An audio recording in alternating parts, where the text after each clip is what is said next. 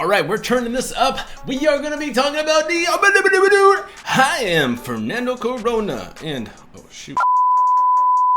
We had a property malfunction at one of our pad splits, and the past 5 to 7 days has been excruciating. We're talking like hours on the phone with the power company, the internet company, and nobody wanting to really help solve our problem. And so every day I was just calling, and if you guys know, when you're calling, you're clicking all these buttons to try to get routed to the right person, but it's a weekend, so you got to talk to their after hours people, but you're not clicking the right buttons. And so then it's finally like literally hanging up on you and saying, well, thanks for calling, like, peace. And I'm just like, oh, the most frustrating thing in the world. But that is opportunity for growth.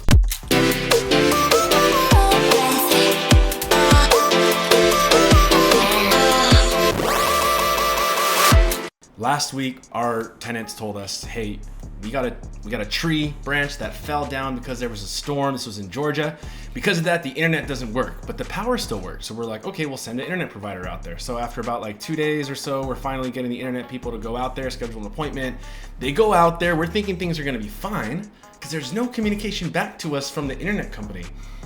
So we check back in with our tenants, and they're like, hey, the internet tech guy came and he said he can't do anything until the power company comes because their line is so close to the roof and it's so close to the internet line and it's hanging that if anybody were to get close to there, and at any time that roof could catch on fire. So I was like, we got to do something. I ended up calling the power company, and now it's Friday after hours.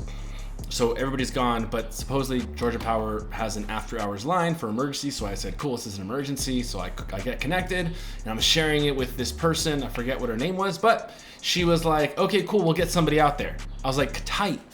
Like, is that today or tomorrow? And she's like, I'm sorry, sir, we can't give you an appointment. I was like, all right, well, like, rough idea. She's like, 3 to 7 days.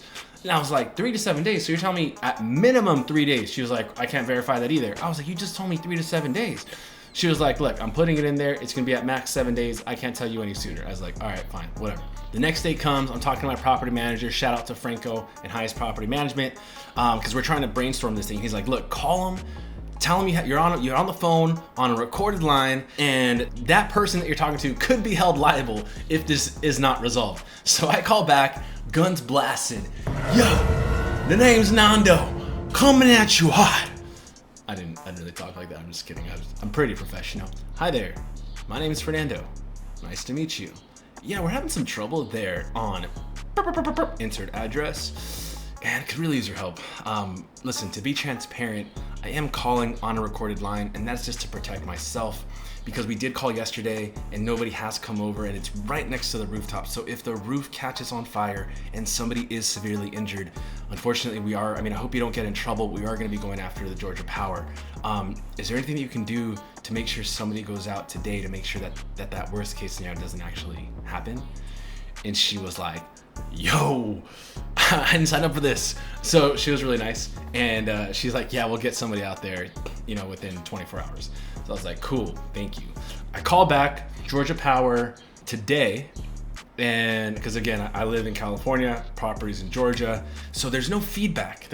Nobody calls me back, shoots me a text message. So it's just like this limbo. I call back Georgia Power and I'm like, all right, so what's the update? Like, your person went out there or didn't go out there? The person that I'm on the phone with today literally is like, I have no way of knowing if somebody goes out there.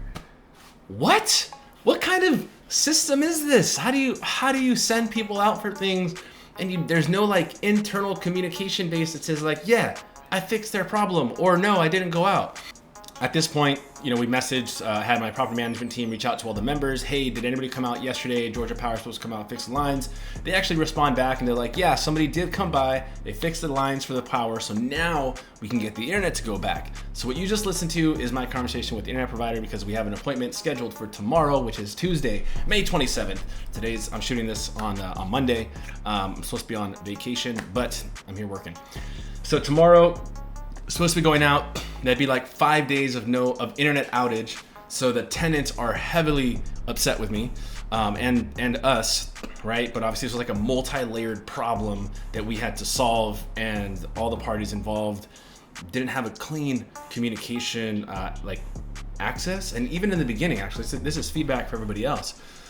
My property management company was calling Xfinity And they were saying, like, Xfinity was saying that they're not authorized, and I was like, huh, that's weird. I could have swore I authorized them. The challenge there is that you have to authorize like each person. So kind of way around that is like you just give them your highest level property manager person in case they have different employees, and that way when that employee calls, they have to then say, hey, I'm this person. I guess I don't know if I'm giving bad advice of impersonation at this point, but that's literally what you have to do so that an employee can get a hold of a person, or else you literally have to get everybody from that property manager's payroll in your authorized account, which is annoying. So anyways, that was a big learning lesson too. So I had to give that feedback to property management, which they took. Internet side, we're working with our tenants to really try to solve this problem. It has been a multi-day problem. And that's just part of the journey of remote investing.